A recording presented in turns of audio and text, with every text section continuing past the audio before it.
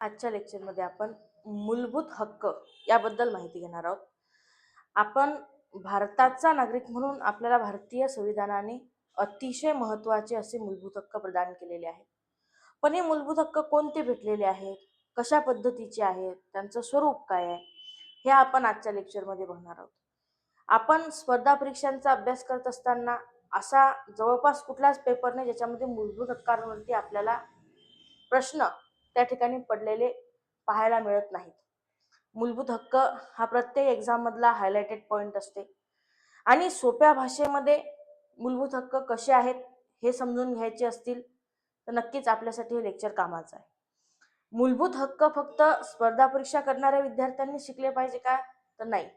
भारतात राहणाऱ्या प्रत्येक नागरिकाला आपले काय मूलभूत हक्क आहेत किंवा संविधानाने आपल्याला कुठले कुठले मूलभूत हक्क दिलेले आहेत या सर्व विषयाची माहिती असायला पाहिजे.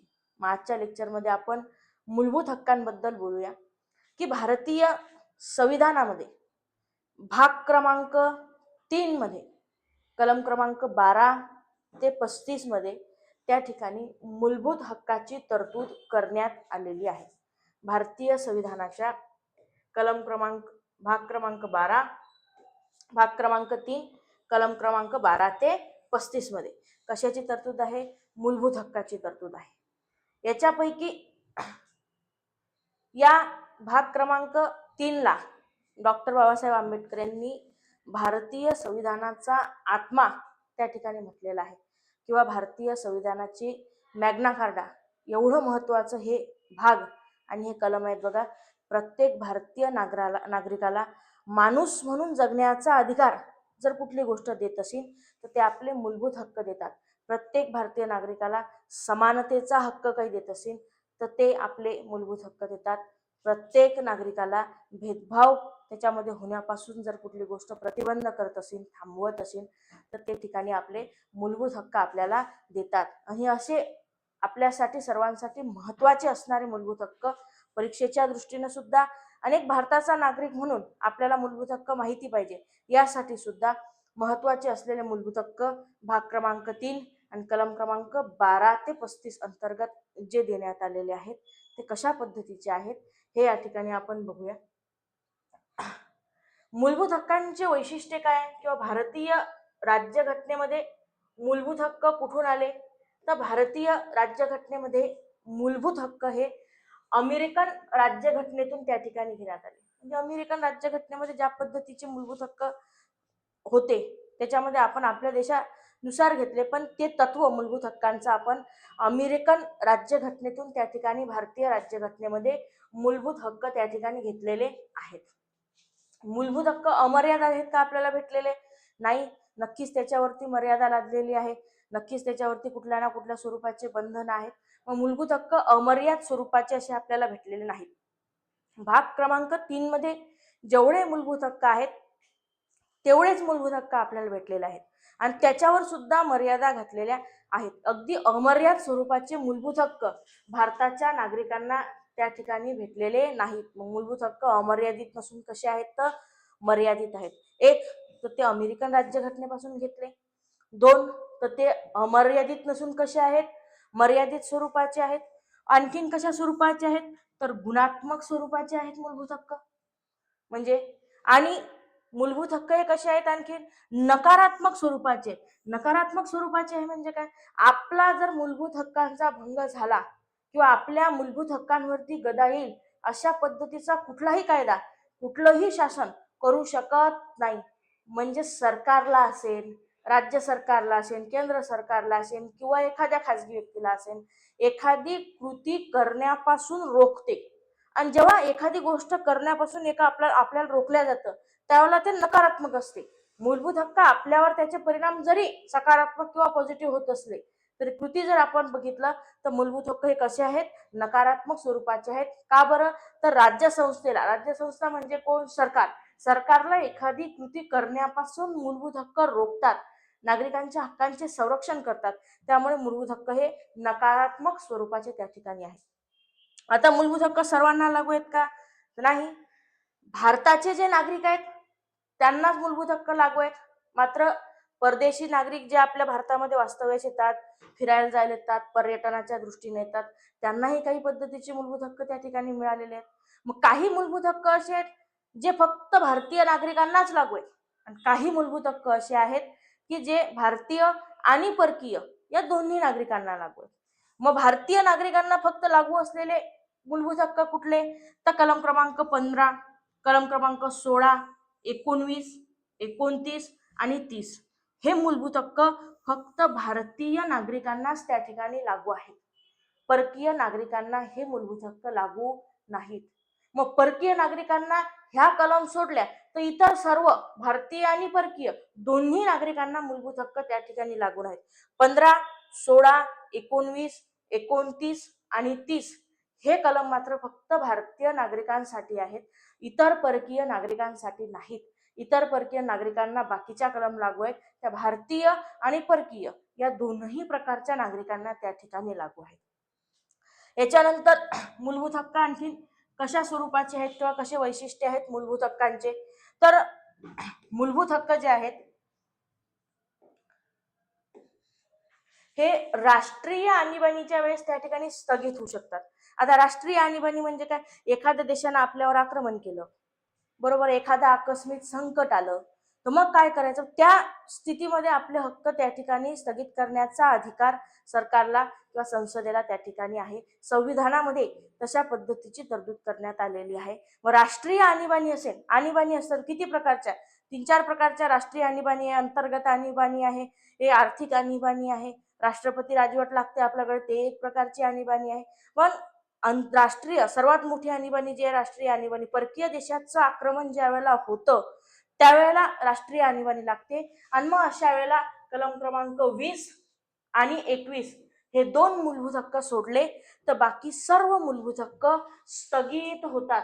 राष्ट्रीय आणीबाणीच्या वेळेस आपली समजा 20 आणि 21 कलम मध्ये दिलेले मूलभूत हक्क सोडले आणि बाकीच्या एखाद्या मूलभूत हक्काचा भंग झाला तर त्यासाठी मात्र आपण न्यायालयामध्ये त्या ठिकाणी जाऊ शकत नाही की आमच्या मूलभूत हक्काचा भंग झाला, आम्हाला ते प्राप्त करून द्या. ते काय म्हणतील? राष्ट्रीय आणीबाणी लागलेली आहे आणि आणीबाणीच्या वेळी मूलभूत हक्क स्थगित होऊ शकतात. कोणते? 21 आणि 20 सोडून बाकीचे सर्व मूलभूत हक्क त्या ठिकाणी काय होऊ शकतात? स्थगित होऊ शकतात.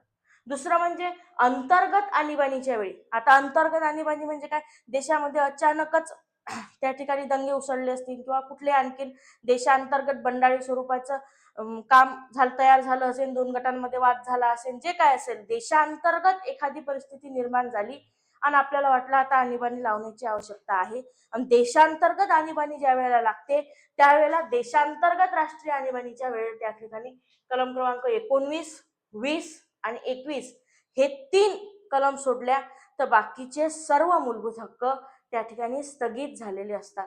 एक गोष्ट लक्षात घेण्यासारखी आहे, पेपरमध्ये आपले हे प्रश्न वारंवार त्या ठिकाणी चुकतात की राष्ट्रीय आणीबाणीच्या वेळेस कलम क्रमांक 20 आणि 21 स्थगित होतात, मात्र अंतर्गत आणीबाणीच्या वेळेस याच्यामध्ये कलम क्रमांक 19 सुद्धा ऍड होतं आणि हे स्थगित होत नाहीत. 3 बाकीचे सर्व मूलभूत हक्क त्या ठिकाणी काय होतात? स्थगित होतात. मूलभूत हक्क राज्य संस्थेतील एखादी गोष्ट करण्यापासून थांबवतात. मी आधीच सांगितलं मूलभूत हक्क कसे आहेत? नकारात्मक स्वरूपाचे आहेत. मग नकारात्मक स्वरूपाचे आहेत म्हणजे काय? तर राज्य संस्था म्हणजे काय? तर सरकार. सरकार साध्या भाषेमध्ये राज्य संस्था म्हणजे सरकार. मग केंद्र सरकार असेल, त्याच्यामध्ये राज्य सरकार असेल, स्थानिक स्वराज्य संस्था असेल किंवा सरकारच्या मालकीचं एखादं ऑफिस, आस्थापन असेल, मग या ठिकाणी मूलभूत हक्क त्या ठिकाणी ते भंग करत असतील आपला तर ते रोखण्याचा अधिकार आहे. आपल्याला न्यायालयामध्ये जाऊन ते परत मिळवून घेता येऊ शकतात. त्यामुळे मूलभूत हक्क कसे आहेत? राज्य संस्थांना एखादी कृती करण्यापासून काय होतात? रोखतात. दुसरं, मूलभूत हक्क आणखीन देशामध्ये काय करतात? तर मूलभूत हक्क देशामध्ये राजकीय लोकशाही प्रस्थापित करण्याचे कार्य करतात. काय करतात मूलभूत हक्क? देशामध्ये एखादी राजकीय लोकशाही जर प्रस्थापित करायची असेल तर ते काम मूलभूत हक्क करतात. आणि मूलभूत हक्क हे वैयक्तिक आपल्याला भेटलेले आहेत, व्यक्तिगत आहेत आणि व्यक्तीच्या स्वातंत्र्याचे संरक्षण करतात. व्यक्तीचे वैयक्तिक संवर्धन करण्याचं काम त्या ठिकाणी मूलभूत हक्क करतो. मूलभूत हक्क हे माणसाला सर्वांगीण विकास करतं. त्याचा बौद्धिक, सामाजिक सर्व प्रकारचा विकास करण्याचं काम मूलभूत हक्क करतं, शांतपणे जगून देण्याचं काम मूलभूत हक्क करतं. आणि असे आपल्याला सुंदर पद्धतीने दिलेले हे मूलभूत हक्क आपल्याला भाग क्रमांक 3 आणि कलम क्रमांक 12 ते 35 दरम्यान आपल्याला पाहायचे आहे. इथून आपले मूलभूत हक्क सुरू होतात. मुख्य मूलभूत हक्क कलम क्रमांक 14 पासून 30 पर्यंत आहेत. पण कलम क्रमांक 12 हे सुद्धा मूलभूत हक्कांतर्गतच येते आणि भाग 3चाच भाग आहे. मग कलम क्रमांक 12 काय सांगते? राज्य संस्थेची व्याख्या. मी सांगितलं आता त्या पद्धतीनं की मूलभूत हक्क याचं उल्लंघन झालं किंवा मूलभूत हक्कांचं पालन कुणी केलं पाहिजे की नागरिकांच्या मूलभूत हक्काचं उल्लंघन त्या ठिकाणी केल्या गेलं नाही पाहिजे. मग याच्यासाठी कलम क्रमांक 12 मध्ये राज्य संस्था म्हणजे काय हे सांगितलेलं आहे. राज्य संस्थांची काय दिलेली आहे? व्याख्या. कुठं? कलम क्रमांक 12 मध्ये राज्य संस्थांची व्याख्या. आता राज्य संस्था म्हणजे कोण? साध्या सोप्या सरळ भाषेत सांगायचं झालं तर केंद्र सरकार. मग त्याच्यामध्ये सर्व आले, राष्ट्रपती, पंतप्रधान, केंद्रीय मंत्रिमंडळ, सगळे टोटल केंद्र सरकार. त्याच पद्धतीनं राज्य शासन. मग राज्यपालही आले, मुख्यमंत्री आले, मंत्रिमंडळही आले, सर्वच आलं. स्थानिक स्वराज्य संस्था. आता स्थानिक स्वराज्य संस्था म्हणजे काय? सध्या आपल्या महाराष्ट्रामध्ये स्थानिक स्वराज्य संस्थांच्या निवडणुकाच त्या ठिकाणी पार होत आहेत. मोठं शहर असेल तर महानगरपालिका, लहान शहर असेल तर नगर परिषद, त्याच्यापेक्षा लहान शहर असेल नगरपंचायत, जिल्हा परिषद असेल, पंचायत समिती असेल, ग्रामपंचायत असेल, ह्या सर्व काय स्थानिक स्वराज्य संस्था. मग या स्थानिक स्वराज्य संस्थांवर सुद्धा मूलभूत हक्क हे बंधनकारक आहे. सरकारच्या मालकीची असलेली सर्व आस्थापने. सरकारच्या मालकीचं एखादं जर ऑफिस असेल किंवा एखादी कंपनी असेल. आता सरकार सुद्धा काही ना काही उद्योग व्यवसाय करतं आणि बरेचशा उद्योग व्यवसायामध्ये सरकारची मालकी हे 50% असते किंवा त्यापेक्षाही अधिक असते. मग एखाद्या गोष्टीला सरकारी अनुदान भेटत असेल, सरकार त्या ठिकाणी पैशाची आर्थिक मदत करत असेल, सरकारचे त्याच्यामध्ये इन्व्हॉल्वमेंट असेल, तर ते सर्व गोष्टी सार्वजनिक म्हणजे सरकारच्या मालकीच्या आहेत असं गिनल्या जातात. आणि ते सरकारच्या मालकीच्या असल्यामुळे त्या कलम क्रमांक 12 अंतर्गत सरकारचाच भाग असतात, म्हणजे राज्य संस्थेचा भाग त्या ठिकाणी असतात. आणि सुप्रीम कोर्टाने एक निर्णय असा दिला होता की बीसीसीआय म्हणजे आपलं भारताचं जे क्रिकेट बोर्ड आहे आणि एनसीआरटी जे आपलं केंद्रीय शिक्षण बोर्ड आहे, हे दोन गोष्टी जर सोडल्या तर बाकी LIC असेल, ONGC असेल, साल्ट असेल, हे सुद्धा भारतीय राज्य संस्थेचाच भाग आहे. आता बीसीसीआय खेळाचं असल्यामुळं ते त्या ठिकाणी राज्य संस्थेच्या वगळण्यात आलेलं आहे किंवा त्या ठिकाणी एनसीआरटी शैक्षणिक बोर्ड असल्यामुळे वगळण्यात आलेला आहे. पण सुप्रीम कोर्टाच्याच एका निर्णयानुसार हे LIC, ONGC वगैरे हे सुद्धा भारतीय राज्य संस्थेचा म्हणजे सरकारचाच भाग आहे, कारण हे सरकारच्याच मालकीचा आहे. LIC सुद्धा सरकारच्या मालकीचीच आहे, त्याच्यामुळे ते सुद्धा आपल्याला राज्य संस्थेच्या व्याख्येमध्ये गिनल्या जातं. कलम क्रमांक 12 काय स्पष्ट करते की मूलभूत हक्कांचं पालन कोण करणार आहे? एक, मूलभूत हक्क नागरिकांचे हिरावून घेतले जाणार नाही. कोण घेणार नाही? राज्य संस्था हिरावून घेणार नाही. आणि मग या राज्य संस्थेमध्ये कोणाकोणाचा भाग होतो हे आपण आता बघितलं. कलम क्रमांक 13. कलम क्रमांक 13 काय सांगते की मूलभूत हक्कांशी विसंगत स्वरूपाचे कायदे करता येणार नाही. म्हणजे कायदे करण्याचा अधिकार कोणाला आहे? संसदेला, केंद्र सरकारला, राज्य सरकारला, स्थानिक स्वराज्य संस्थांना एखादा नियम काढण्याचा अधिकार आहे. आणि मग हे सगळे लोक आताच आपण पाहिलं की मूलभूत हक्क नागरिकांचे हिरावून घेतले जातील अशी कृती कुठलीही करणार नाहीत. मग कलम क्रमांक 13 त्याच्यावरच दिलं की मूलभूत हक्कांची विसंगत कायदे करता येणार नाहीत. म्हणजे काय? तर मूलभूत हक्क आपले भंग होतील किंवा नागरिकांना स्वतःच्या मूलभूत हक्कांपासून वंचित ठेवल्या जाईल अशा स्वरूपाचा कुठलाही कायद्याचा स्वरूप ज्या ज्या गोष्टीला प्राप्त असतं ते सगळं संसदेमध्ये केला जातो किंवा राज्याच्या विधिमंडळामध्ये केला जातो असा कायदा किंवा एखादा आदेश किंवा एखादा वैधानिक कार्यकारी नियम, एखादा पोट नियम, एखादी नियमने, अधिसूचना, अध्यादेश, रूढी, परंपरा, पीठासीन असं कुठल्याही प्रकारचा आदेश आपण ज्याच्यामध्ये मूलभूत हक्काचा भंग होत असेल काढू शकत नाही. कुठलीही राज्य संस्था अशा प्रकारचा आदेश काढू शकत नाही. आणि समजा अशा प्रकारचा आदेश एखाद्या राज्य संस्थेने काढला तर त्याच्या विरुद्ध आपल्याला न्यायालयामध्ये जाण्याचा अधिकार आहे. तर न्यायालयामध्ये जाण्याचा अधिकार आहे म्हणजे काय? समजा उद्या गव्हर्नमेंटने आपल्या मूलभूत हक्कांवरती गदा येणारा एखादा कायदा तयार केला, एखादा नियम, साध्या भाषेत GR काढू शकत नाही, नियम करू शकत नाही, कायदा करू शकत नाही, एखादा अध्यादेश सुद्धा काढू शकत नाही, साध्यातला साधा नियम सुद्धा काढू शकत नाही. तर तसं झालं तर आपण कलम क्रमांक 32 अंतर्गत डायरेक्ट सर्वोच्च न्यायालयामध्ये, म्हणजे मूलभूत हक्कांचे उल्लंघन हे सर्वोच्च न्यायालयाच्या प्राथमिक प्रारंभिक क्षेत्रामध्ये येतं, डायरेक्ट आपण सर्वोच्च न्यायालयामध्ये जाऊ शकतो. त्याच्यानंतर कलम क्रमांक 226 अंतर्गत डायरेक्ट उच्च न्यायालयामध्ये जाऊ शकतो. आणि आपल्या मूलभूत हक्कांचं त्या ठिकाणी हनन झालं असेल किंवा आपल्याकडनं ते हिरावून घेण्याचा प्रयत्न केला असेल तर आपण ते प्राप्त करून घेऊ शकतो. अशा स्वरूपाचे आपले मूलभूत हक्क आहेत आणि याच्याशी विसंगत अशा पद्धतीचे कायदे आपण करू शकत नाही. दुसरं, आपण इथून आपल्या मूलभूत हक्कांची त्या ठिकाणी काय होते, सुरुवात होते. मूलभूत हक्क कोणी पाळायचे आहेत आणि त्याच्या स्वरूपासोबत विसंगत अशा पद्धतीचे कायदे करू शकत नाही. मग आता मूलभूत हक्क सुरू कुठून होतात? कलम क्रमांक 14 पासून सुरू होतात. कलम क्रमांक 14 ते 18 समानतेचा हक्क. कुठला हक्क आहे आपल्याला? समानतेचा. समान पद्धतीने जगण्याचा हक्क आपल्याला कलम क्रमांक 14 ते 18 मध्ये देण्यात आलेला आहे. त्याच्यापैकीतली सर्वात पहिली कलम म्हणजे कलम क्रमांक 14, कायद्यासमोर सर्व समान आणि कायद्याचे सर्वांना समान संरक्षण. आता म्हणजे काय? समजा आपण बघितलं, हे व्यक्ती क्रमांक 1 आहे आणि हे व्यक्ती क्रमांक 2 आहे. हे दोन माणसं आहेत. हे पकडून चालू आपण, सामान्य व्यक्ती आहे एखादी, आमच्यासारखी, तुमच्यासारखे, माझ्यासारखी,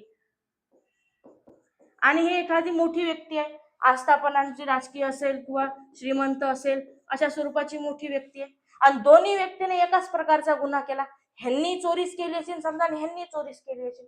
आता असामान्य व्यक्ती आहे, तो तिकडचा मोठा व्यक्ती आहे, पैशानं म्हणू शकतो, आर्थिकतेनं म्हणू शकतो, कुठल्याही पद्धतीनं म्हणू शकतो. मग दोघांनी समजा एकाच पद्धतीचा गुन्हा केला, चोरी, आणि दोघांनाही नेलं न्यायालयामध्ये. न्यायालयाचं चिन्ह आपल्याजवळ आहेच. दोघांनाही कुठं नेलं? न्यायालयामध्ये. तर न्यायाधीश असं नाही म्हणू शकत, हा सामान्य माणूस आहे, जा तू 2 वर्ष जेलमध्ये, आणि हा मोठा माणूस आहे, तू जा 6 महिने जेलमध्ये. असं करू शकत नाही. समान गुन्हा दोन लोकांनी केला असेल तर तो कुठल्या पदावरती आहे, तो श्रीमंत आहे की नाही, तो गरीब आहे की नाही, याच्याशी काहीही घेणं देणं नाही. कायदा हा सर्वांसाठी कसणार असणार, समान पद्धतीचा असणार आहे. दोन व्यक्तींना जर सारखा गुन्हा केला असेल तर दोन्ही व्यक्तींना सारखीच शिक्षा भेटेल. कायद्यासमोर सर्व कसे असणार आहेत?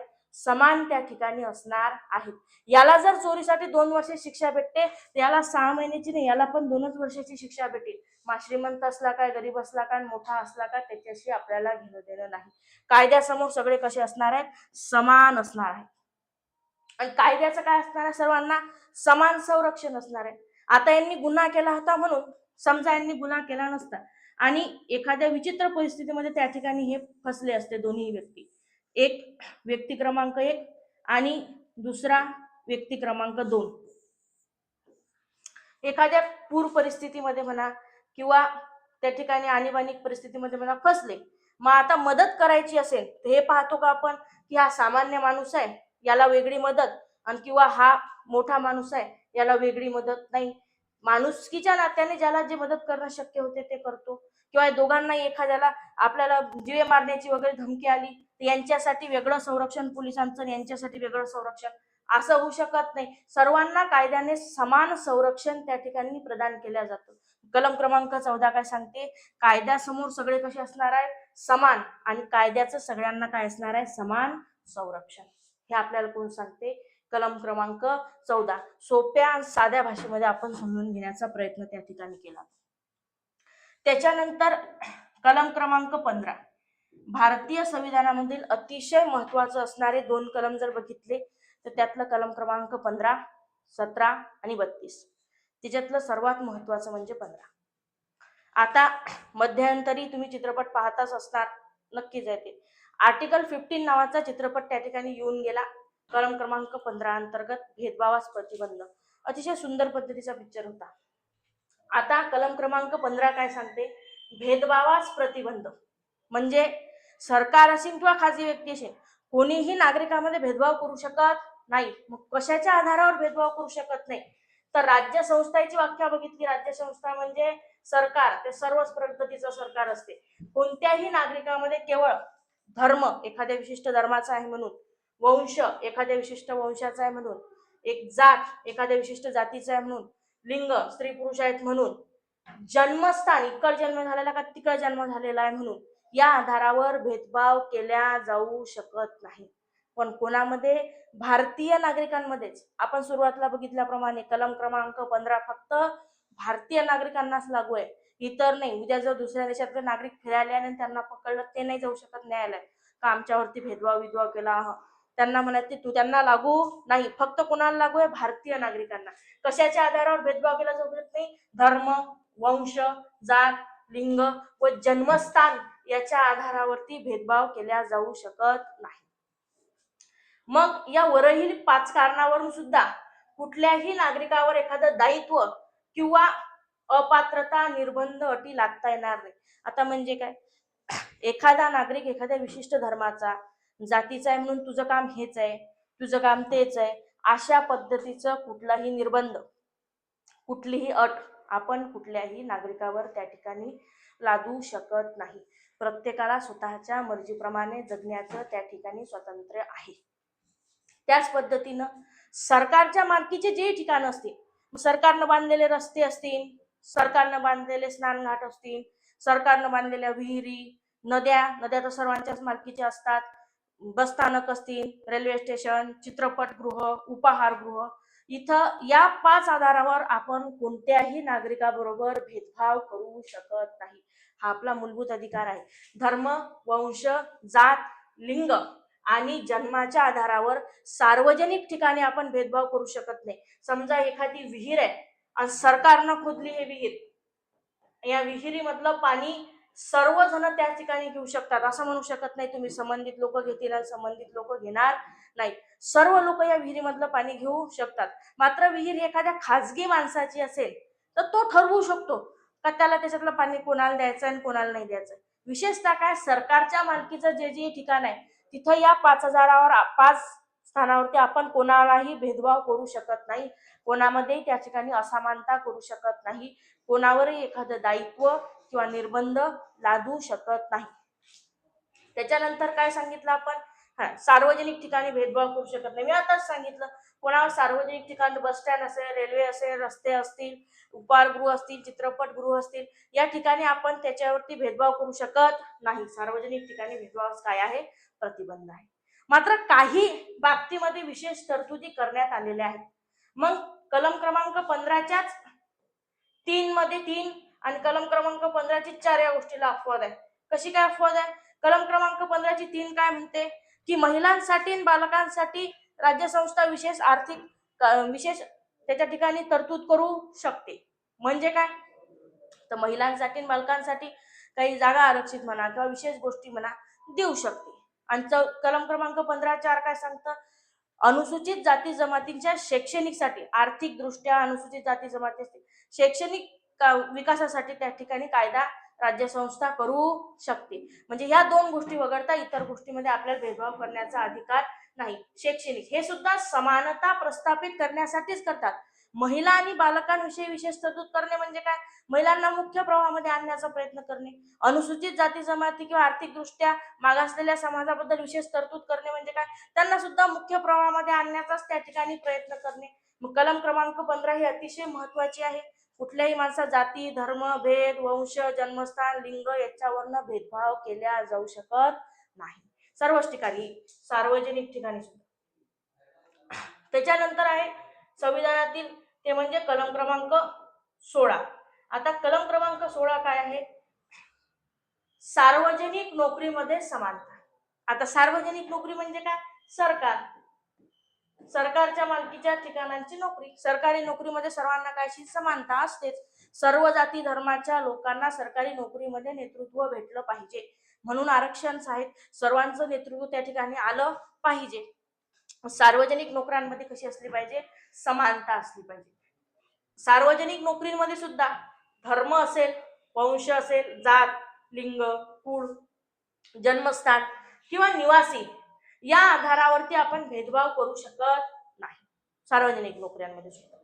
त्यानंतर संसद जर एखादा कायदा केला आणि सांगितलं, समजा महाराष्ट्रात राहणारा माणूस आहे व महाराष्ट्र सरकारची नोकरी पाहिजे असेल तर महाराष्ट्रातच राहणारा पाहिजे, मध्य प्रदेश सरकारचा असेल तर मध्य प्रदेशातच राहणारा पाहिजे, असा कायदा संसद करू शकते. पण आतापर्यंत काही संसदेने असा कायदा केला नाही. फक्त आंध्र प्रदेश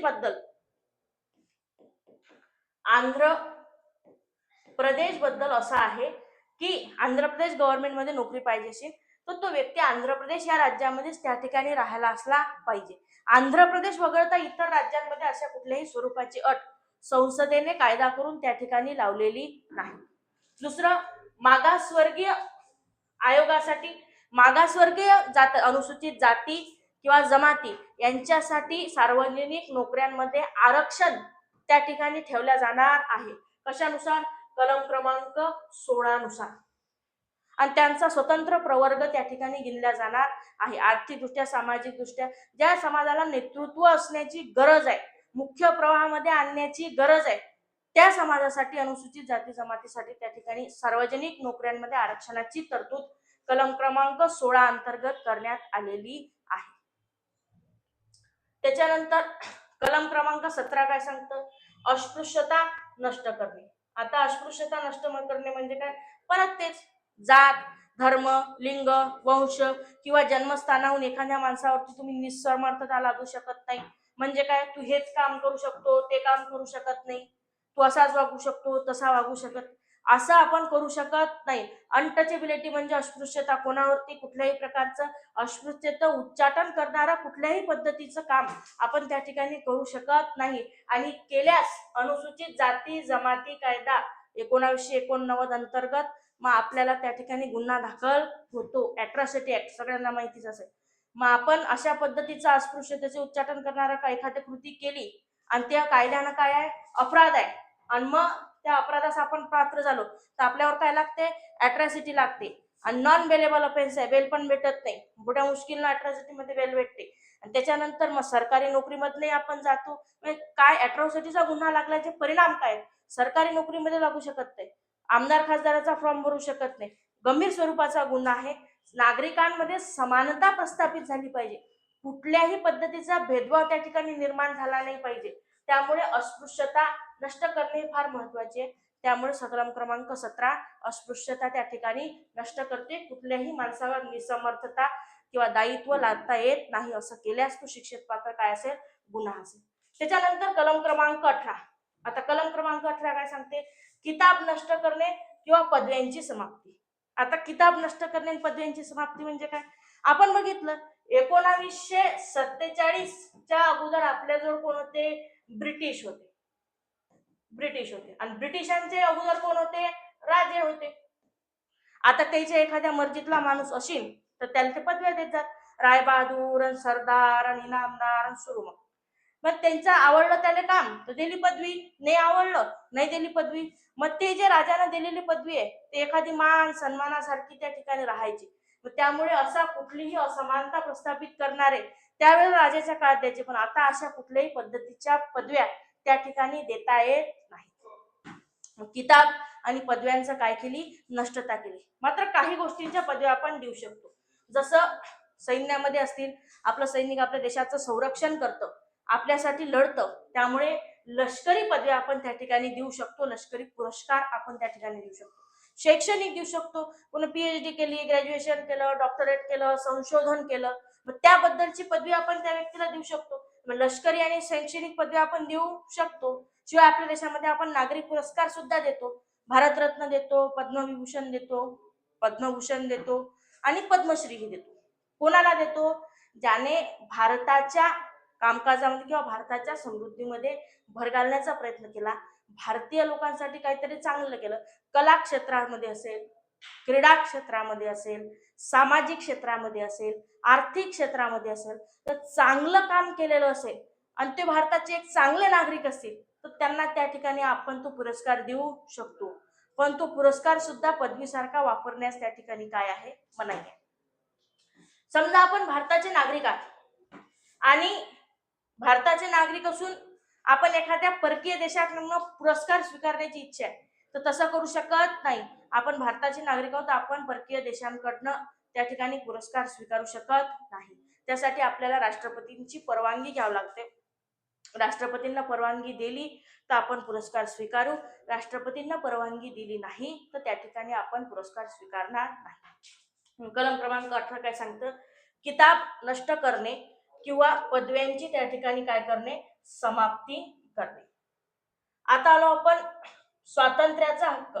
कलम क्रमांक 18 पर्यंतच आपले समानतेचे हक्क होते. आता स्वातंत्र्याचे हक्क आहे. मग कलम क्रमांक 19 अंतर्गत आपल्याला 6 स्वातंत्र्याचे हक्क त्या ठिकाणी देण्यात आलेले आहेत. 19 ते 22 मध्ये आपल्याला स्वातंत्र्याचे हक्क एकूण दिलेले आहेत. मग कलम क्रमांक 19(1) ए काय सांगतं? भाषा आणि अभिव्यक्त होण्याचे स्वातंत्र्य. म्हणजे काय? माझं मत मी लिहून बोलून मांडू शकतो, माझे विचार मी मांडू शकतो, अभिव्यक्त होऊ शकतो. मला एखादी गोष्ट चुकीची वाटली काय आणि बरोबर वाटली काय याच्याबद्दल मी बोलू शकतो, पण त्या ठिकाणी त्याच्यावर सुद्धा काही ना काहीतरी मर्यादा आहेत. आता अभिव्यक्त होण्याचे स्वातंत्र्य भेटले, बोलायचे स्वातंत्र्य भेटले, स्वतःचं मत व्यक्त करण्याचे स्वातंत्र्य भेटले, याचा अर्थ आपण काहीही बोलू शकत नाही, एखाद्या व्यक्तीवर चुकीचे आरोप करू शकत नाही. मग आपण बाहेर बरेचदा पाहतो कोणी कोणावरती टीका केली की आब्रू नुकसानीचा दावा त्या ठिकाणी ठोकतात, किंवा एखाद्यावरती जर आपल्याला आरोप करायचे असेल तर त्या संदर्भातले सबळ पुरावे आपल्याकडे असणं आवश्यक आहे, त्याशिवाय आपण कुठल्याही माणसावरती आरोप त्या ठिकाणी करू शकत नाही. मग जर 19(1) आपल्याला अभिव्यक्त होण्याचे स्वातंत्र्य देते, मौखिक स्वरूपात लिहून सांगून बोलून, तर ते मत आपण शांतपणे चांगलं, एखादी घटना घडली असेल तर त्याच्यावरती आपण आपलं एक मत देऊ शकतो, बाबा घटना चांगली घडली का वाईट घडली, ते सांगण्याची सुद्धा एक पद्धत असली पाहिजे, शांत असली पाहिजे, बोलण्याची भाषा त्या ठिकाणी सभ्य असली पाहिजे. मग आपण कोणावरती कुठल्याही प्रकारचे आरोप लावू शकत नाही, तसं करता येणार नाही. तसं केलं त्याच्यावर सुद्धा मर्यादा आहेत. उद्या चालून आपण न्यायालयावर आरोप लावू, उद्या चालून आपण सुप्रीम कोर्टाच्या एखाद्या निर्णयावर आरोप लावू, त्याच्यावरती आपण मत व्यक्त करू शकतो, योग्य आहे अयोग्य आहे एवढं, पण आरोप लावू शकत नाही, जास्तीची टीका टिप्पणी करू शकत नाही. त्यामुळे आपल्याला काही ना काहीतरी मर्यादा, जरी अभिव्यक्ती होण्याचे स्वातंत्र्य दिलेले आहेत, तो आपला अधिकार आहे, पण अमर्यादित आहे. कसे आहेत? मर्यादित आहेत. मग कलम क्रमांक 19(2) नुसार त्याच्यावरती काय आहे? मर्यादा आहे. परत कलम क्रमांक 19(1) काय सांगते?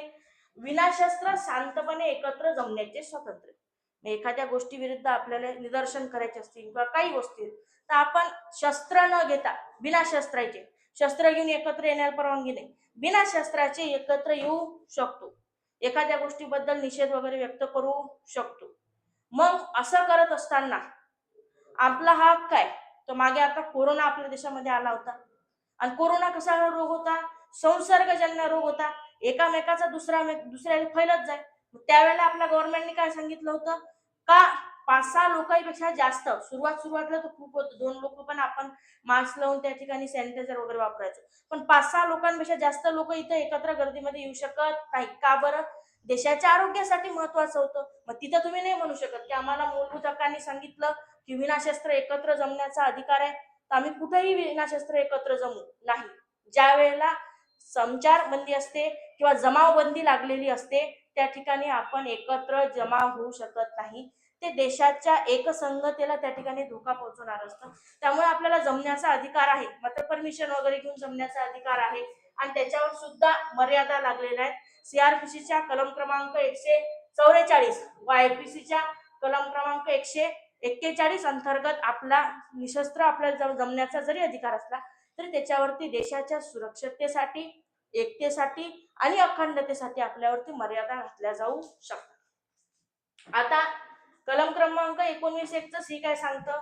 संघटना व सहकार संस्था स्थापन करण्याचे स्वातंत्र्य. एखादी आपण संघटना स्थापन करू शकतो, पक्ष स्थापन करू शकतो, एखादी सहकारी संस्था असेल ते पण स्थापन करू शकतो. आपल्याला मूलभूत हक्क तो दिलेला आहे. आपल्याला वाटलं एखादी चांगली संस्था स्थापन करावी, त्या माध्यमातून झाडं लावण्याचं काम करावं, करू शकतो. नद्या त्या ठिकाणी प्रदूषण मुक्त करण्याचं काम करावं, करू शकतो. किंवा एखादा आणखी सामाजिक शैक्षणिक क्षेत्रामध्ये काम करायचं असेल तर ते सुद्धा आपण त्या ठिकाणी करू शकतो. सहकारी संस्था, सहकारी तत्वावर एखादी गृह उद्योग असेल, एखादी कंपनी असेल आपल्याला स्थापन करायची असेल, त्या ठिकाणी आपण स्थापन करू शकतो. मात्र याच्यावर सुद्धा आपल्याला निर्बंध पाहायला मिळतात. आपण मूलभूत हक्क शिकतानाच एक गोष्ट बघितली की मूलभूत हक्क आपल्याला सर्वांना माणूस म्हणून जगण्याचा अधिकार त्या ठिकाणी देतात, पण ते अमर्यादित नाहीत, त्यांच्यावरती मर्यादा घालणं आवश्यक आहे. आपल्या देशाच्या एकता आणि अखंडतेसाठी त्याच्यावरती मर्यादा असणं त्या ठिकाणी काय आहे, आवश्यक आहे. मग आपल्याला सहकारी संस्था संघटना स्थापन करण्याचा अधिकार आहे, पण त्याच्यावरती एक कलम क्रमांक 19(4) अंतर्गत काय मर्यादा आहे. आता सहकार संघटना स्थापन करण्याचा अधिकार म्हणजे कोणच्याही काय, मग उद्या आपण एखादी देशद्रोही संघटना स्थापन करू, तसं चालणार नाही. मग आपण संघटना स्थापन करू शकतो, पण ते देशाच्या हिताची असली पाहिजे. उद्या चालून आपण केली समजा एखादी देशद्रोही संघटना स्थापन, देशामध्ये काही भडकवणारी अशा स्वरूपाची किंवा वेगळ्या स्वरूपाची संघटना आपण त्या ठिकाणी स्थापन करू शकत नाही. त्याच्यावरती निर्बंध त्या ठिकाणी लादण्यात आलेले आहेत. भारतात आपण मुक्तपणे संचार करू शकतो. भारतात कुठेही फिरायला जाऊ शकतो. वाराणसीला जा, राजस्थान, गुजरात, मध्य प्रदेश, कुठेही जा, आपलाच देश आहे. कुठेही फिरायला जायचं असेल आपण जाऊ शकतो. कोण म्हणते कलम क्रमांक 19(1) भारतात मुक्तपणे संचार करू शकतो. पण तरी पण काय आहे, 19(5) नुसार त्याच्यावर मर्यादा आहे. कारण राष्ट्रपतींनी काही क्षेत्र आदिवासी जमातीसाठी संरक्षित आहे. आता भारतात मुक्तपणे संचाराचा अधिकार आहे. मग जायचं अंदमान निकोबारच्या बेटावरती, ते आदिवासी लोक राहतात, सगळे तिकडे शांतपणे राहतात. तिकडे गेलो ना, माणूस गेला तर वापस यायची काही गॅरंटी नाही, दिसत बी नाही, तिकडे जायचं नाही. जे क्षेत्र सामाजिक दृष्ट्या किंवा त्या लोकांच्या संरक्षणासाठी राष्ट्रपतींनी आदिवासी क्षेत्र म्हणून घोषित केलेलं असेल, तिकडे आपण लोकांनी जाऊन त्या लोकांच्या आयुष्यामध्ये त्या ठिकाणी डिस्टर्बन्स क्रिएट करायचा नाही. मग आपण बाकी कुठल्या देशामध्ये फिरू शकतो, पण जे क्षेत्र संरक्षित क्षेत्र आहे तिकडे जाऊ शकत नाही. उद्या तुम्ही म्हणसाल आम्ही फिरायला जातो एखाद्या जंगलामध्ये. आता आपल्याकडे व्याघ्र प्रकल्प आहेत, काझीरंगा नॅशनल पार्क आहे, आपल्या महाराष्ट्रामध्ये ताळोबा आहे, मेळघाट आहे, फिरायला जाऊ शकतो. पण तिथं गेल्यानंतर तिथचे नियम आपल्याला पाळावे लागतात. ते आपल्याला म्हणतात जिप्सी मध्ये वगैरे फिरा. आपण म्हटलं नाही, जिप्सी नाही घ्यायची, आम्हाला पैदल फिरायचं आहे, वाघान खाल्लं बिल्लं तर तसं नाही काही. आपल्याला मुक्तपणे संचार करण्याचा त्या ठिकाणी अधिकार आहे, पण काही ठिकाणी त्या ठिकाणी आपल्याला रिस्ट्रिक्शन्स जे असतील किंवा प्रतिबंध पाळावे लागतात. काही क्षेत्र आदिवासी असतील किंवा वन्यजीव क्षेत्र असतील, त्या ठिकाणी आपल्याला मुक्तपणे संचार करता येत नाही, तिथचे नियम पाळावे लागतील. काही ठिकाणी जाण्यास आपल्याला मनाई असेल तर त्या ठिकाणी जाण्याचं आपल्याला जाता येत नाही. कलम क्रमांक 19(1) भारतात कोठेही वास्तव्य करण्याचे स्वातंत्र्य. आता आपल्याला जर नोकरी समजा मध्य प्रदेशमध्ये भेटली, जाऊ शकतो, आपण राहू शकतो, नोकरी करू शकतो, घर बांधू शकतो, तिथं वास्तव्यास राहू शकतो. गुजरातमध्ये गेलो, गुजरातमध्ये राहू शकतो. म्हणजे भारताच्या 28 राज्य आणि 8 केंद्रशासित प्रदेशापैकी कुठं पण आपण वास्तव्यात जाऊ शकतो, तिथं राहू शकतो. त्या ठिकाणी तिथं आपण आपलं घर वगैरे बांधू शकतो. कलम क्रमांक 19(f) हा जो आहे संपत्तीचा हक्क होता, आणि हा घटना दुरुस्ती 44वी घटना दुरुस्ती 1978 नुसार त्या ठिकाणी रद्द करण्यात आलेला आहे. संपत्तीचा हक्क आता राहिलेला नाही, होता पण आता राहिलेला नाही. तो त्या ठिकाणी कलम क्रमांक 19(f) त्या ठिकाणी रद्द करण्यात आलेला आहे. 44वी घटना दुरुस्ती 1978 नुसार. त्यानंतर आहे ते म्हणजे 19(1)G. ते काय सांगते, कोणताही व्यवसाय करण्याचे स्वातंत्र्य आपल्याला आहे. आता भारताचा नागरिक म्हणून कोणताही व्यवसाय करू शकतो आपण, बरोबर आहे. कॅफे टाकू शकतो, हॉटेल टाकू शकतो, एखादी संस्था टाकू शकतो, स्टेशनरीचं दुकान, कोणता पण व्यवसाय आपल्याला करण्याचं स्वातंत्र्य आहे. मात्र त्याच्यावर सुद्धा मर्यादा आहेत.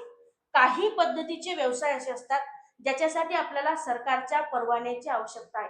उद्या आपल्याला फटाक्यांची फॅक्टरी टाकायची, सरकारच्या परवानगीची आवश्यकता आहे. एखादी मद्य निर्मितीची फॅक्टरी टाकायची, सरकारच्या परवानगीची आवश्यकता आहे. मद्य विक्रीचं दुकान टाकायचं असेल, पेट्रोल पंप टाकायचं असेल, आपल्याला सरकारचे परवानगी त्याच्यासाठी घेणं आवश्यक आहे. म्हणजे काही बाबतीत काही व्यवसाय असे आहेत जे करण्याकरिता आपल्याला सरकारची परवानगी घ्यावी लागते. काही व्यवसाय असे आहेत जे आपण करू शकतो, त्याच्यावरती काही निर्बंध नाहीत. आणि काही व्यवसाय असे आहेत जे फक्त सरकारच करू शकते, इतर कोणीही करू शकत नाही. संरक्षणाशी संदर्भात व्यवसाय असतील देशाच्या, मिसाईल वगैरे तयार करणे असतील, आंतरराष्ट्रीय संशोधन, म्हणजे काही व्यवसाय असे आहेत जे फक्त देशाचं सरकार करू शकतं. काही व्यवसाय असे आहेत जे करण्याकरता आपल्याला सरकारकडनं लायसन्सची आवश्यकता असते. पेट्रोल पंप टाकायचं असेल, मद्य विक्रीचं दुकान टाकायचं असेल तर आपल्याला त्या ठिकाणी सरकारची परवानगी घ्यावी लागते. काही व्यवसाय असे आहेत सरकारची परवानगी घ्यावी लागत नाही. साधारणतः आपण थोडंसं अप्रुव्हल जरी असलं तरी आपण ते साधारण पद्धतीने भारताचा नागरिक म्हणून सर्व प्रकारचे व्यवसाय त्या ठिकाणी करू शकतो. त्यामुळे आपल्याला व्यवसाय करण्याचं स्वातंत्र्य जरी असलं त्याच्यावर तरी मर्यादा त्या ठिकाणी लादण्यात आलेल्या आहेत. आता कलम क्रमांक 19 अंतर्गत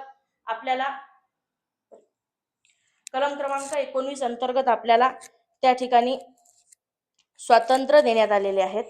आणि किती स्वातंत्र्य दिले तर 6 स्वातंत्र्य दिले होते, ते आता आपण बघितले.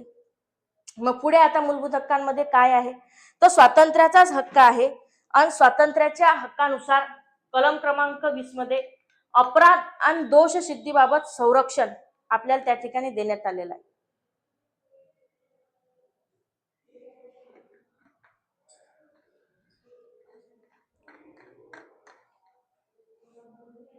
मी सांगितल्याप्रमाणे मूलभूत हक्क वेळोवेळी सांगत आहे कसे आहेत, मर्यादित आहेत, अमर्याद नाही. कलम क्रमांक 20 स्वातंत्र्याच्या हक्कामधलाच पार्ट आहे त्या ठिकाणी.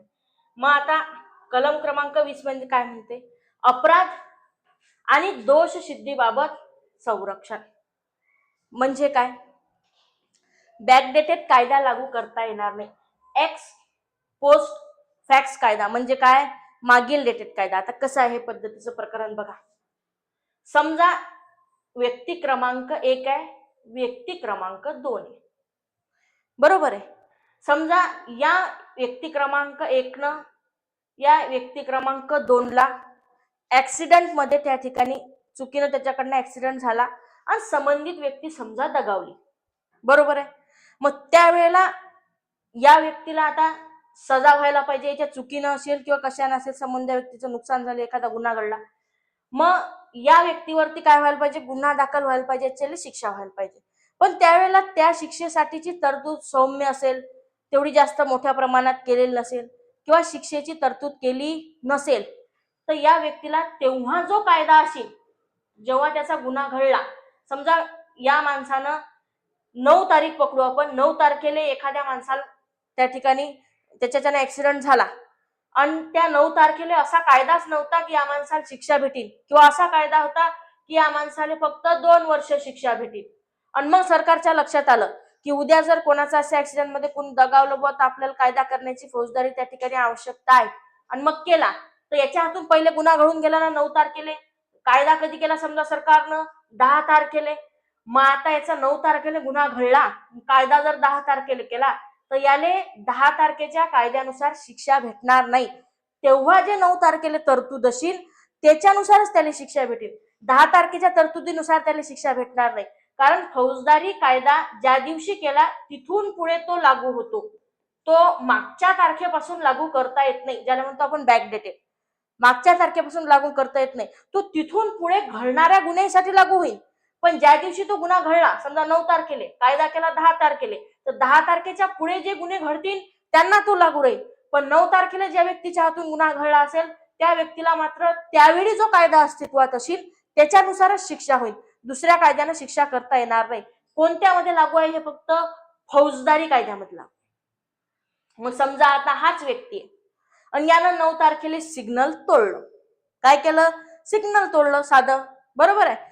किंवा एखाद्या ठिकाणी लिहिलं असेल इथे थुंकू नये, थुंकला आणि त्याच्यासाठी फाईन लागत असेल, ते केलं, सिग्नल तोडलं. कधी तोडलं, 9 तारखेला. मात्र तेव्हा त्याच्यात दंड अस्तित्वातच नसेल, सरकारला वाटलंच नव्हतं की लोक सिग्नल तोडतील.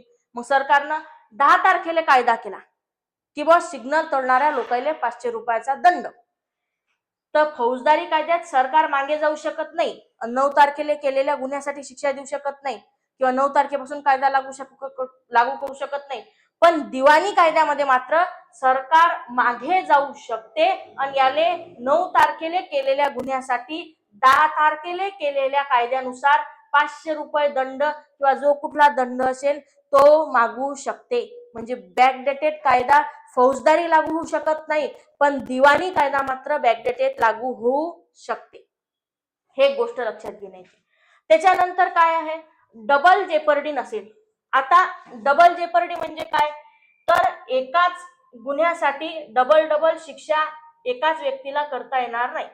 समजा एखाद्या माणसानं सिग्नल तोडलं असेल किंवा चोरी केली असेल, तर त्यानं ऑलरेडी त्याची शिक्षा, एखाद्यानं चोरी केली समजा आणि चोरीसाठी तो बिचारा 2 वर्ष त्या ठिकाणी जेलमध्ये जाऊन आला, मग परत आपण त्याला म्हटलं तू चोरी केली होती, तू डबल 2 वर्ष जेलमध्ये जा, तर तसं करता येत नाही. एकदा एका माणसाने एखादा गुन्हा केला आणि त्याला त्याच्याबद्दलची शिक्षा झालेली असली तर त्याला परत परत त्या गोष्टीची शिक्षा करता येणार नाही. काय करता येणार नाही, शिक्षा आपल्याला करता येणार नाही. परत परत त्या गोष्टीची शिक्षा त्या माणसाला आपल्याला करता येणार नाही.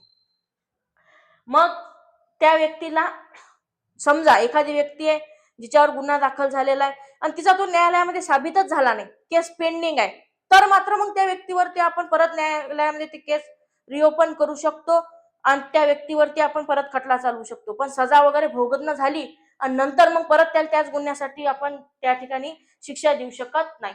स्वतः विरुद्ध साक्षीदार होण्याची सक्ती नसेल, व मीच गुन्हा केला असं कोर्टामध्ये तू कबूल कर, असं आपण त्या व्यक्तीला म्हणू शकत नाही.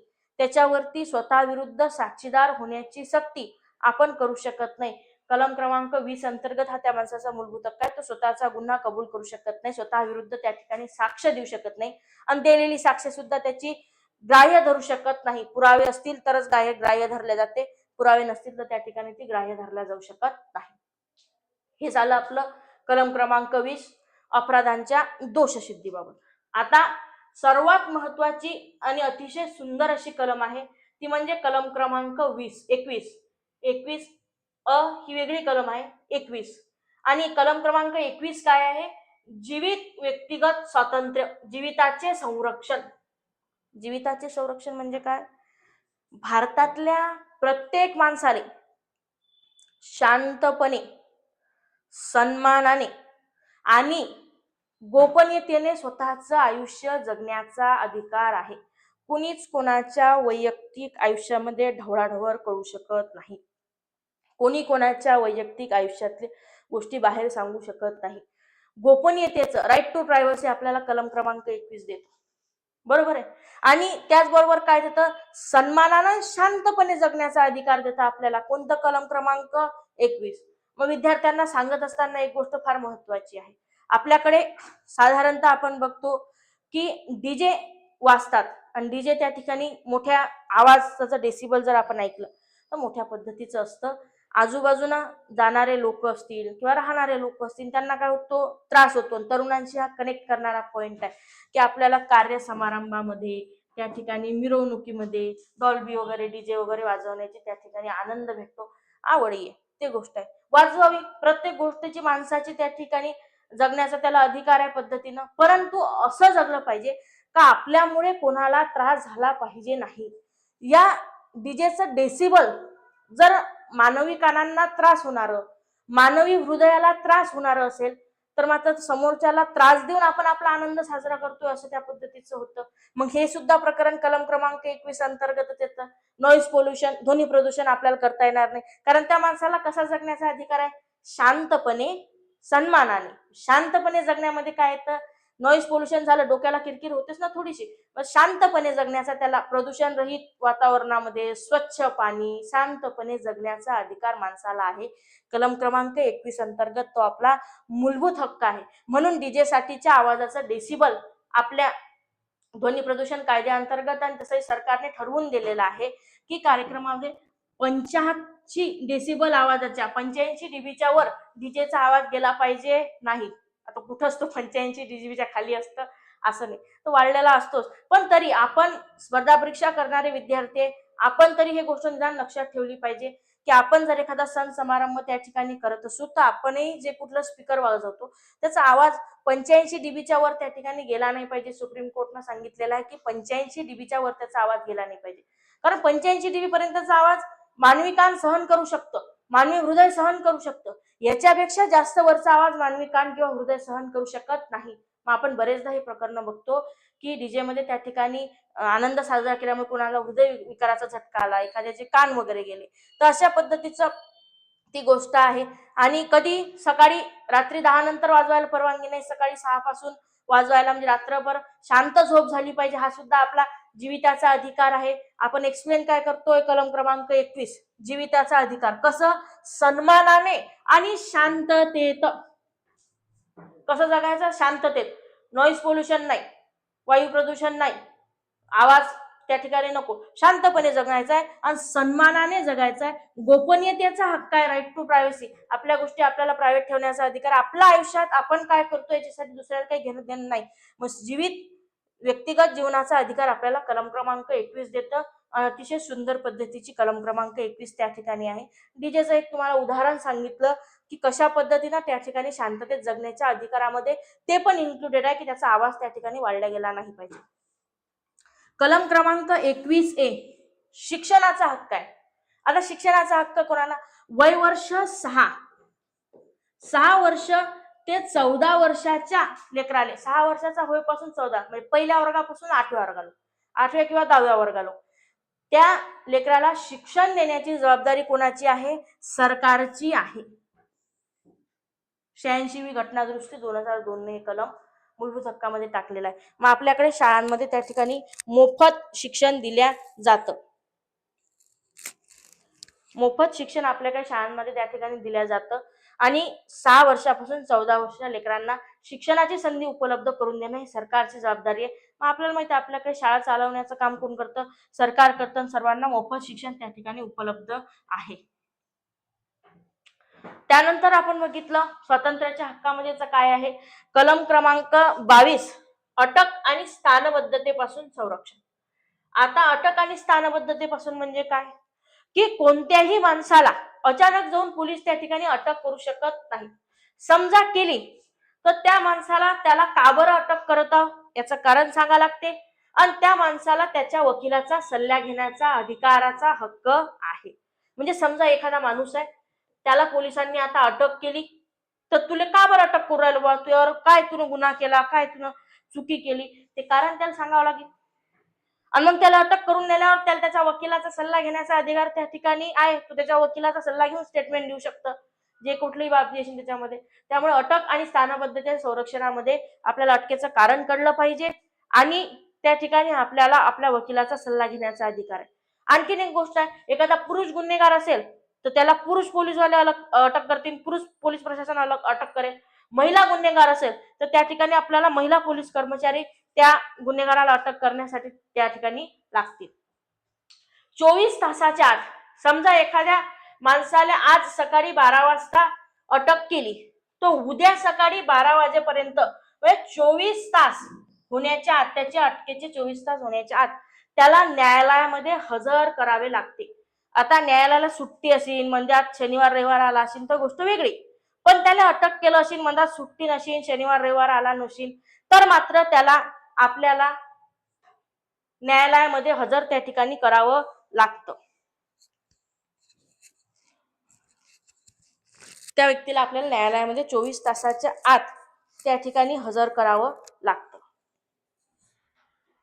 दुसरं म्हणजे अटक झालेली जी व्यक्ती आहे ते परकीय देशाचा शत्रू असेल. समजा एखादा आपला शत्रू राष्ट्र असेल, त्या शत्रू राष्ट्रामधून एखादा व्यक्ती भारतामध्ये आलेला असेल आणि त्याच्यावरती संशय आहे की हा शत्रू राष्ट्राला माहिती पुरवण्याचं वगैरे त्या ठिकाणी कार्य करतो, तसा व्यक्ती असेल तर त्याला त्या ठिकाणी आपण अटक करू शकतो. मग त्याला हे जे वरचे अधिकार आहेत की तू अटकेचं कारण सांग, वकिलाचा सल्ला घे किंवा 24 तासाच्या आत न्यायालयात हजर करणं, हे हक्क लागू होणार नाही.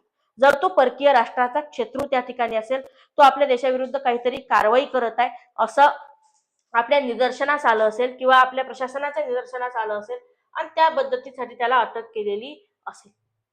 आता इथनं सुरू होतात आपले शोषणाविरुद्धचे हक्क. कलम क्रमांक 23 व 24 हे शोषणाविरुद्धचे हक्क आहे. कलम क्रमांक 23 काय सांगतं? माणसांच्या अपव्यापार व वेठबिगारी, सक्तीची मजुरी यांना काय आहे? मनाई आहे. म्हणजे काय? एखाद्या माणसावर सक्तीची मजुरी लादणं का तू हेच काम कर, मनाई आहे, तसं करता येऊ शकत नाही.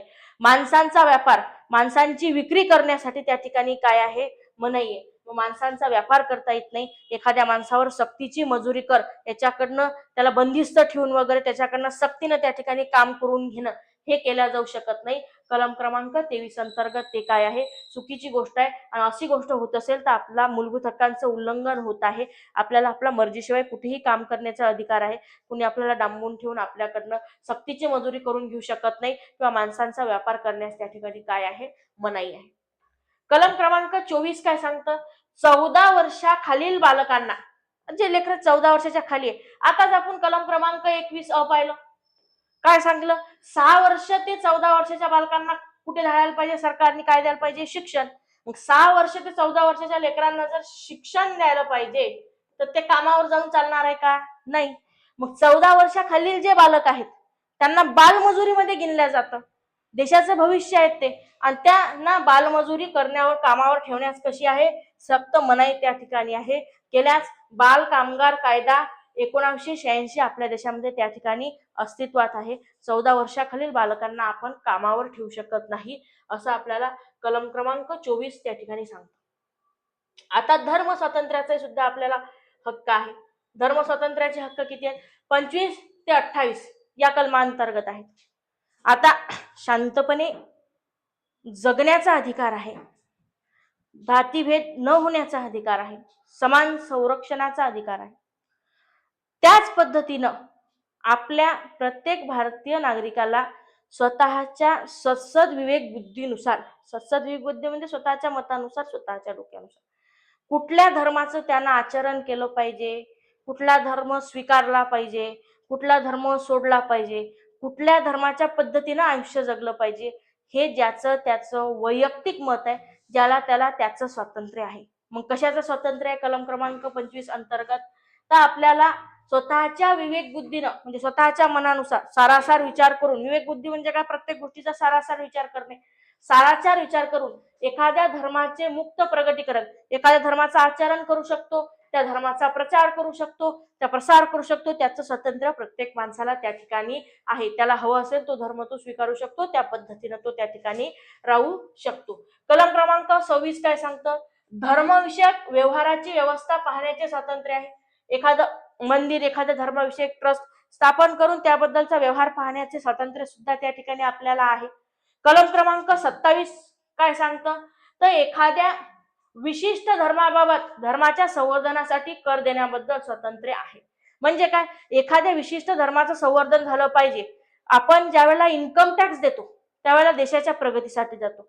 मग त्या देशाच्या प्रगतीसाठी दिलेल्या इन्कम टॅक्स मध्ये एखाद्या विशिष्ट धर्माच्या संरक्षणासाठी जर तो जात असेल किंवा संवर्धनासाठी, तर असं होऊ शकत नाही. आपण आपल्याला वाटेल तर देऊ शकतो, नाही वाटलं तर नाही देऊ शकत. मग एखाद्या विशिष्ट धर्माच्या संवर्धनासाठी आपल्याला कर देण्याची किंवा न देण्याचे त्या ठिकाणी काय आहे, स्वातंत्र्य आहे. कलम क्रमांक 28 काय सांगतं, शैक्षणिक संस्थांमध्ये धार्मिक शिक्षण किंवा धर्माची उपासना शिकवण्याचे स्वातंत्र्य आहे. पण कोणत्या शैक्षणिक संस्था, खाजगी माणसाच्या.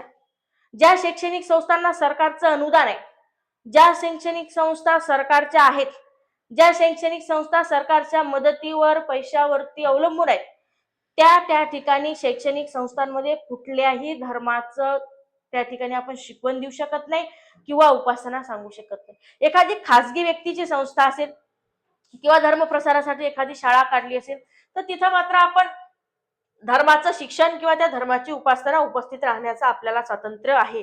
आणखी सांगते, सरकारी शाळांमध्ये नाही, सरकारनं मदत केलेल्या शाळांमध्ये नाही, सरकारचं अनुदान असलेल्या शाळांमध्ये नाही, खाजगी शाळांमध्ये, एखाद्या धार्मिक संस्थेची शाळा असेल त्याच्यामध्ये, इतर शाळांमध्ये नाही. त्याच्यानंतर सांस्कृतिक आणि शैक्षणिक हक्क आपल्याला आहेत. सांस्कृतिक आणि शैक्षणिक हक्क 29 ते 30. त्याच्यामध्ये काय, अल्पसंख्याक वर्गाचे हितसंरक्षण.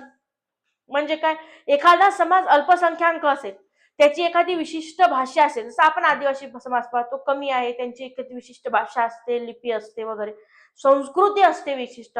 मग एखादा समाज अल्पसंख्याक आहे, त्याची एखादी विशिष्ट भाषा आहे, विशिष्ट संस्कृती आहे, विशिष्ट पद्धत आहे, तर ते जपण्याचा त्या समाजाला अधिकार आहे. ते जपण्याचा, त्याचं संरक्षण करण्याचा, त्याचं संवर्धन करण्याचा अधिकार आपल्या समाजाला त्या ठिकाणी आहे. मग अल्पसंख्याकांच्या हितांचे संरक्षण करण्याचा अधिकार कलम क्रमांक 29 अंतर्गत त्या ठिकाणी आहे. कलम क्रमांक 30 काय सांगतं? अल्पसंख्याक वर्गाच्या शिक्षण संस्था स्थापनेसाठी प्रशासन मदत करेल. म्हणजे काय? एखादा समाज अल्पसंख्याक आहे, त्याची भाषा लुप्त झाली नाही पाहिजे, त्याची संस्कृती नष्ट झाली नाही पाहिजे, त्याची लिपी असेल ती नष्ट नाही झाली पाहिजे, म्हणून त्याच्या संवर्धनासाठी आपलं सरकार जे आहे ते काय करू शकतं? मदत करू शकतं. बरोबर आहे.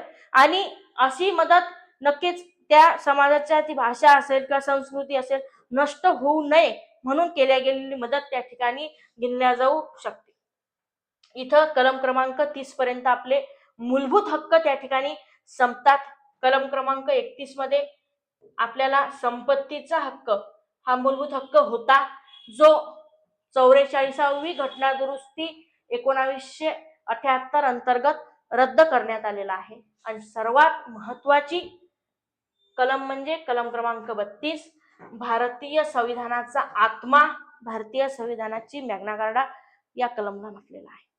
आपण साधारणतः कलम क्रमांक 14 ते कलम क्रमांक 30 पर्यंत विविध हक्क बघितले.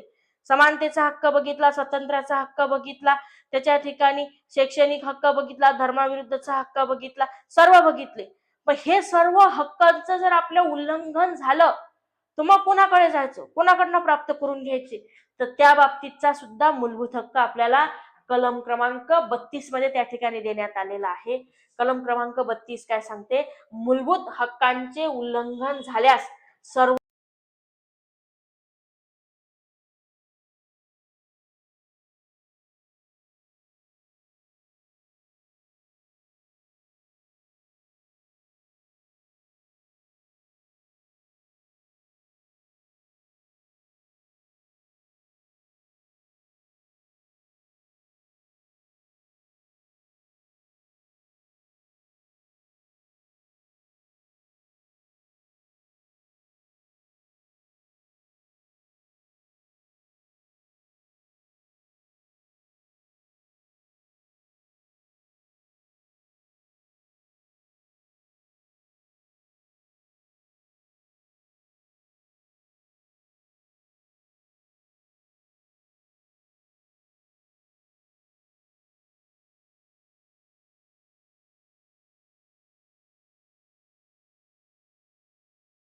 आतापर्यंत कलम क्रमांक 14 ते 30 मध्ये जेवढेही मूलभूत हक्क बघितले, हे सर्व मूलभूत हक्कचं जर उल्लंघन झालं, ते सर्व मूलभूत हक्क जर आपल्याकडनं कोणाकडनं आपल्याकडनं हिरावून घेण्यात आले तर ते आपल्याला वापस कसे मिळतील? तर हे कलम क्रमांक 32 सांगतं.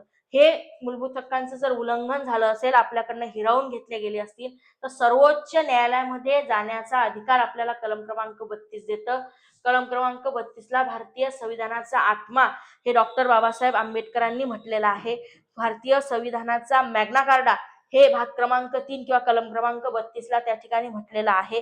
आणि कलम क्रमांक 32 अंतर्गत आपल्याला सर्वोच्च न्यायालयामध्ये जाण्याचा अधिकार जसा आहे, तसा कलम क्रमांक 226 अंतर्गत आपण उच्च न्यायालयामध्ये सुद्धा जाऊ शकतो. पण हा आपला मूलभूत अधिकार नाही, आपण जाऊ शकतो. पण कलम क्रमांक 32 अंतर्गत सर्वोच्च न्यायालयामध्ये जाणं मात्र आपला मूलभूत अधिकार आहे.